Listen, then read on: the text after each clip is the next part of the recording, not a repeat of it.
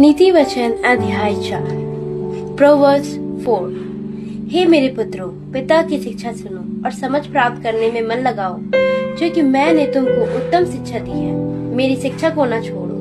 देखो, मैं भी अपने पिता का पुत्र था और माता का अकेला दुलारा था, और मेरा पिता मुझे ये कहकर सिखाता था, तेरा मन मेरे वचन पर लगा रहे, तू मेरी आज्ञाओं का पालन कर, तब जीवित रहेगा।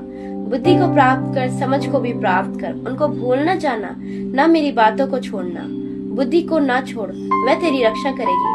उससे प्रीति रख, वह तेरा पहरा देगी। बुद्धि श्रेष्ठ है, इसलिए उसकी प्राप्ति के लिए यत्न कर। जो कुछ तू प्राप्त करे उसे प्राप्त तो कर, परंतु समझ की प्राप्ति का यत्न घटने न पाए।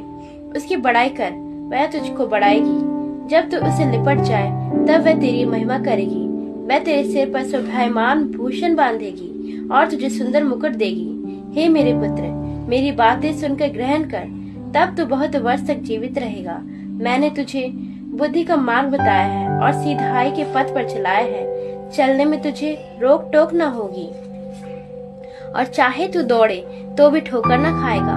शिक्षा को पकड़े रहे, उसे छोड़ न दे, उसकी रक्षा कर, क्योंकि वही तेरा जीवन है। दुष्टों की राह में पाँव न रखना और न बुरे लोगों की मार्ग पर चल। उसे छोड़ दे, उसके पास से भी न चल, उसके निकट से मुड़कर आगे बढ़ जा, क्योंकि दुष्ट लोग यदि बुराई ना करे तो उनको नींद नहीं आती, और जब तक वह किसी को ठोकर ना खिलाए तब तक उन्हें नींद नहीं मिलती। वह तो दुष्टता से कमाई हुई रोटी खाती और उपद्रव के द्वारा पाया हुआ दाखमधु पीते हैं, परंतु धर्मियों की चाल उस चमकती हुई ज्योति के समान है, जिसका प्रकाश दोपहर तक अधिक अधिक बढ़ता रहता है। दुष्टों का मार्ग घोर अंधकार में है, वे नहीं जानते कि किससे ठोकर खाते हैं। हे मेरे पुत्र, मेरे वचन ध्यान धर के सुन और अपना कान मेरी बातों पर लगा।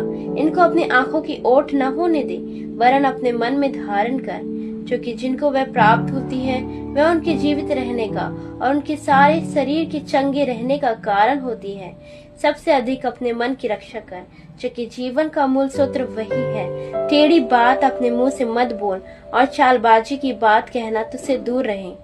तेरी आंखें सामने ही की ओर लगी रहें और तेरी पलकें आगे की ओर खुली रहें। अपने पांव रखने के लिए मार्ग को समथर कर, और तेरे सब मार्ग ठीक रहें। ना तो दाहिनी ओर मुड़ना और ना बाईं ओर। अपने पांव को बुराई के मार्ग पर चलने से हटा ले। आमीन।